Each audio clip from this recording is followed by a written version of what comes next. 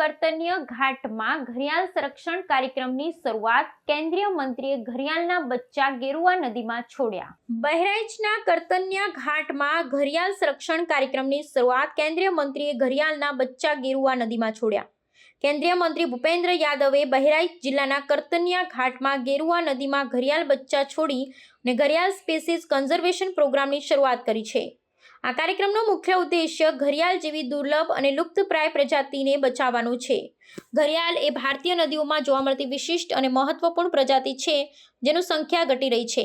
આ અવસરે વિવિધ વન્યજીવ અધિકારીઓ, વૈજ્ઞાનિકો અને સ્થાનિક લોકો પણ ઉપસ્થિત રહ્યા હતા। મંત્રીએ પોતાના સંબોધનમાં જણાવ્યું કે જંગલો અને વન્યજીવ પૃથ્વીનો કુદરતી વારસો છે, તેને જાળવવું આપણા સૌના ફરજ સમાન છે।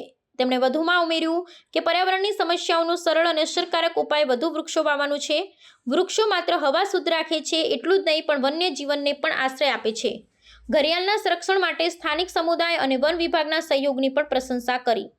ઘરિયાળ સ્પીસીઝ કન્ઝર્વેશન પ્રોગ્રામ હેઠળ નદીના કિનારે ઘરિયાળના ઇકોસિસ્ટમને સુરક્ષિત બનાવવા માટે વિવિધ પગલાં લેવામાં આવશે। તેમાં ઘરિયાળના ઈંડા એકત્રિત કરી સુરક્ષિત સ્થળે ઇન્ક્યુબેટ કરી પછીથી નદીમાં છોડવાની પ્રક્રિયા સામેલ છે।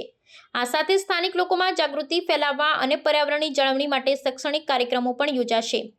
આ કાર્યક્રમથી બહરાઇચ અને આસપાસના વિસ્તારોમાં પર્યાવરણ જાગૃતિ અને વન્યજીવ સંરક્ષણ માટે નવી પ્રેરણા મળશે। કેન્દ્ર સરકારના આવા પ્રયાસો ભારતના કુદરતી વારસાની જાળવણી અને ઇકોસિસ્ટમના સંતુલન માટે મહત્વપૂર્ણ છે।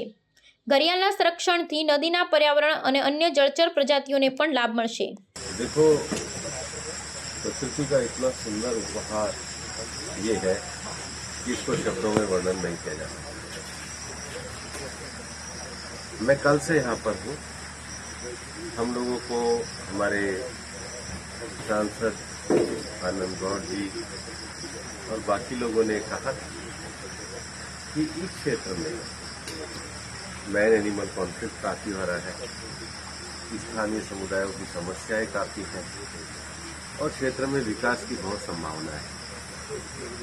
तो मेरे साथ हमारे उत्तर प्रदेश के वन मंत्री अरुण जी, हमारे राज्य मंत्री मलिक जी, मैं, डीजी फॉरेस्ट, एनटीसीए के चेयरमैन और हमने उत्तर प्रदेश के भी सारे अधिकारियों को और स्थानीय सांसदों को, विधायकों को सबको बुलाकर कल एक 3 घंटे की पूरी वर्कशॉप इस पूरे इलाके जी और सभी से वर्कशॉप करके हमने उन कारणों को जानने की कोशिश करी कि हम किस प्रकार से इस क्षेत्र का विकास कर सकते हैं। जानवरों की भी बढ़ती हुई संख्या, मनुष्यों की भी बढ़ती हुई संख्या, उनकी बस्तियों में टकराव कैसे डाल सकते हैं, कौन से साइंटिफिक प्रयोग हम